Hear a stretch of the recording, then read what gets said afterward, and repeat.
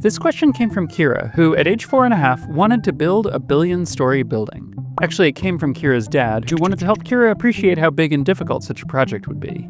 Kira, if you make a building too tall, the top part is heavy and it squishes the bottom part. Until you make it really tall, and then the top part will tear itself off and go into orbit near the moon. But we're getting ahead of ourselves. Have you ever tried to make a tower out of Jell-O? It's easy to make a little tiny wobbly Jell-O castle. In fact, some people like to serve fancy Jell-O that way. But if you try to make a really big Jell-O castle, the whole thing smushes down on itself.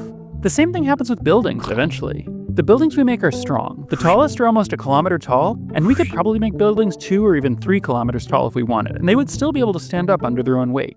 But too much higher, and we'd run into the Jell-O problem. The top part would squish the bottom part. There are other problems with tall buildings too. One is wind. The wind up high is very strong, and buildings have to be very strong to stand up against the wind. Another problem is, surprisingly, elevators. Tall buildings need elevators, since no one wants to climb hundreds of flights of stairs. If your building has lots of floors, you need lots of different elevators to get all the people where they're trying to go at once. Some of our existing tall buildings have floors purely dedicated to letting people change from one elevator to another. If you make a building too tall, the whole thing gets taken up by elevators and there's no space for regular rooms. Another big problem is money. A building several miles tall would cost many billions of dollars, and most people don't think giant towers a few miles tall are important enough to spend billions of dollars on. Even if you found a lot of money, you'd still have problems making a tower 1 billion stories tall. 1 billion stories is just too many. A big skyscraper might have about 100 floors, which means it's as tall as 100 little houses. If you stacked 100 skyscrapers on each other to make a mega skyscraper, it would reach halfway to space. This skyscraper would still only have 10,000 floors, which is way less than your billion floors. So let's stack 100 mega skyscrapers to make a mega skyscraper. The mega skyscraper would stick out so far from Earth that spacecraft would crash into it.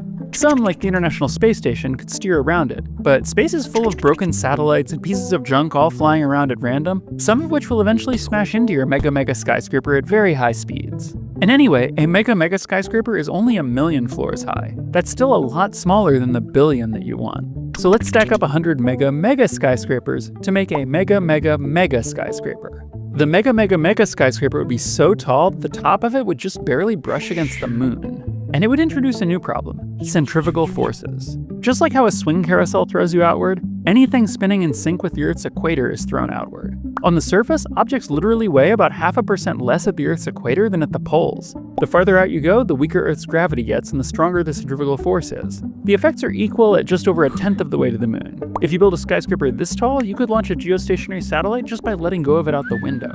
But our mega skyscraper is so much taller than geostationary orbit that most of its mass is where the outward pulling centrifugal force is much stronger than gravity. The engineering challenge of this skyscraper isn't that it'll collapse down on itself like Jell-O, but that it'll tear itself up by the roots and go into orbit near the moon.